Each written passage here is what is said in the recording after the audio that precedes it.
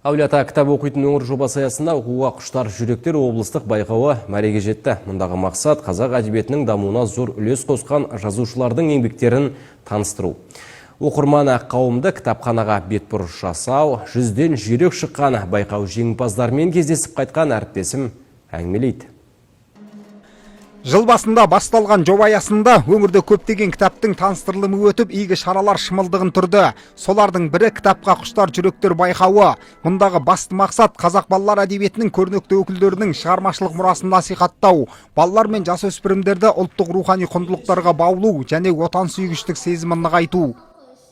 Небір талантты балалар шықты, небір кітапқа құмар. Ауылда кітап оқымайды дейміз, керісінше ауылда көп екен кітап оқитын деген пікір туып жатыр. Кітап оқитын балалар өте көп екен. Солардың ішінен таңдап, іріктеп, сұрыптап алып, бүгін енді солардың ортасында үлкен байқау өтейін деп жатыр. Кітап оқитын, кітап танитын. Бала кітаппен өседі. Мынау 4 ақын жазушымыз бүгінгі ортаға лайық деп отырған шығармаларын. Біз солармен өстік. Солардың кітабымен өстік. Солардың кейіпкерлеріне қарап өстік, нәр алып өстік. Ал бүгінгі жастар үшін олар басқа әлем болып тұр.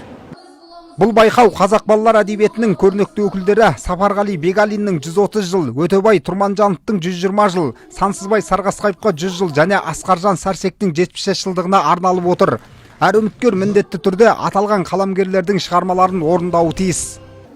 Кітапсыз көңілім қараңғы, кітаптан саңғақ тарайды, оқуға құштар жүректер, кітаптан алып сөз шарбаты шұрайлы.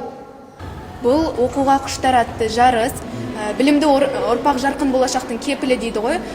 Менің ойымша осындай жастарды смартфондарға немесе тағы да басқа нәрселерге емес, осындай кітап оқуға шақырады деп ойлаймын. Осы жасқа келгендегі мақсатым өзім осы сахнадағы орындау шеберлігімді арттыру және де Сансызбай Сарғасқаев, Асқаржан Сәрсек, Өтебай Тұрманжанұлы, Сапарғали Бегалин секілді үлкен ақын жазушыларымыздың осы шығармашылығымен танысу, өлеңдерін жаттау. Бүгінгі кітап оқу бәйгесінің соңғы айналымында 8 ауданнан және Тараз қаласынан 10 үміткер қатысып бақтарын сынады. Сайыс қорытындысында Шу ауданының үміткері Әсел Нұржанқызы бас жүлдені иеленді. Бірінші орын Байзақ ауданы Алина Әліпбаеваға бұйырса, екінші орында Тұрар Рысқұлов ауданы Жасмина Балтабай еншіледі.